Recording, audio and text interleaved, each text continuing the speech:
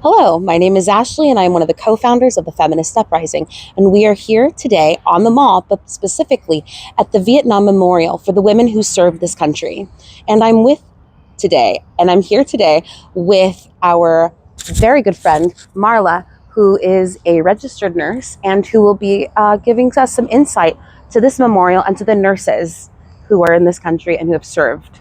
Thanks, guys. Thanks for having me, and thanks for actually coming out to visit this, to me, one of my very big touchstones in Washington, D.C.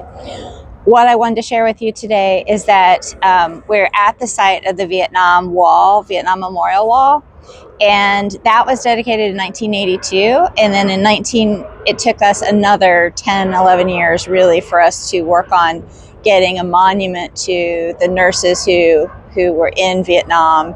When they came back from Vietnam, all the veterans were invisible, but certainly the nurses were even more invisible, and women who served in the military have been invisible. Mm-hmm. So when the wall came about, there was more campaigning and certainly a lot of attention being brought forth about the men who served, but not the women.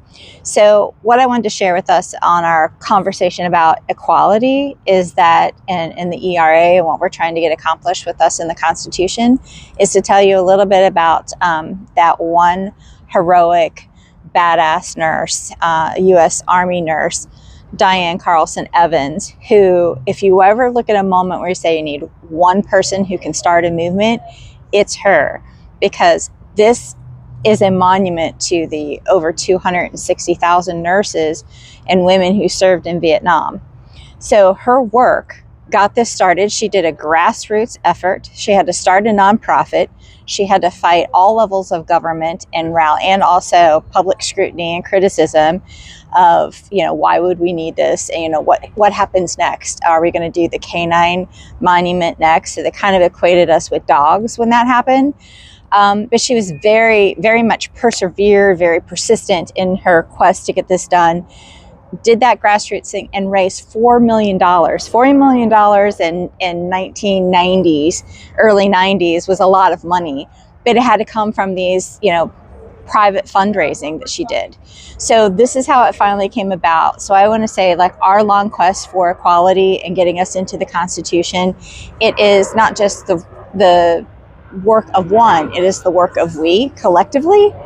And so I really feel like this is a place when I come to DC and when you come to DC, that when you're starting to feel like we're not accomplishing much, that you too can come and this can be one of your touchstones. Now, can you tell us how many of these amazing statues are dedicated to women on the mall? This is it. This is the only statue on the mall that's dedicated to the service of women in the military. And it was the first of its kind. And that was, over 30 years ago. Well, no, longer than that. Mm-hmm. Yeah. How old am I? Yeah, a long time. It's been a long time, and there's not another one. Would I like to see another one? Sure. But we're trying to get us into the Constitution. So yeah, more statues would be great. And you said that this statue represents how many women who served our country? Over 260,000 nurses that were for the Vietnam era. Now, this was dedicated in 93. I became a nurse in 92 and got to come here for this. So it was very poignant for me kind of coming into service. I don't know if folks know this, but all nurses could be brought into the military at any time to serve because we are nurses. And I was one of the nurses during COVID who helped organize just over here at the Washington Monument. We gathered all the nurses for the very first and only memorial to nurses and healthcare workers who died during the COVID pandemic. Mm-hmm. So another time of us being in service where the country calls upon us, mm-hmm. and then doesn't recognize us and doesn't want to see us grieving, doesn't want to see us be kind of not really recognizing our contribution to that. So I would say if you were a firefighter or a policeman or some other person in service, you would see if somebody had died, that there's going to be a whole line of cars. There's people almost in a parade memorial level of that. Did you see it for nurses? You haven't seen it for nurses. So, and the reason for that is that it's a gendered profession. And that is exactly how I truly believe about this. It's because it's gendered. Even though we have men in nursing and we love them there, but it is a gendered profession, just like teaching, just as administrative assistants, just as anybody else. So I would like to ask you, when you Sure. look at these women's faces, what's your feeling? What's your emotional pull? What are you feeling in this moment right now? You know, it's hard. I came into nursing during the era of AIDS, and that's what drew me into nursing. And so I've always saw this as an act of service.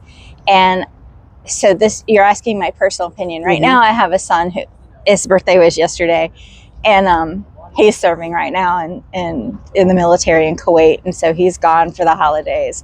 And I always just look at what we give, whether it's on the civil service side of this, you know, stateside, and what we do, and what it is like for families. You know, right now I'm a yellow ribbon family, and yeah, so it is emotional to see because it's generational for our family.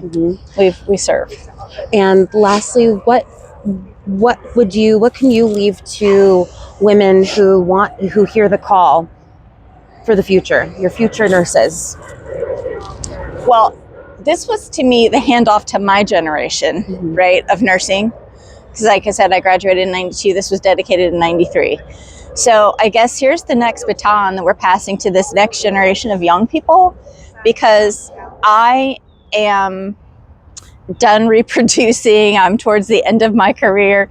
And these women that are coming up now, I just want them to continue to be feisty, steadfast, persistent, resist, and you can get something done.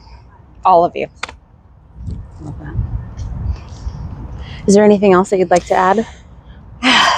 Publish the ERA. God damn it, Joe.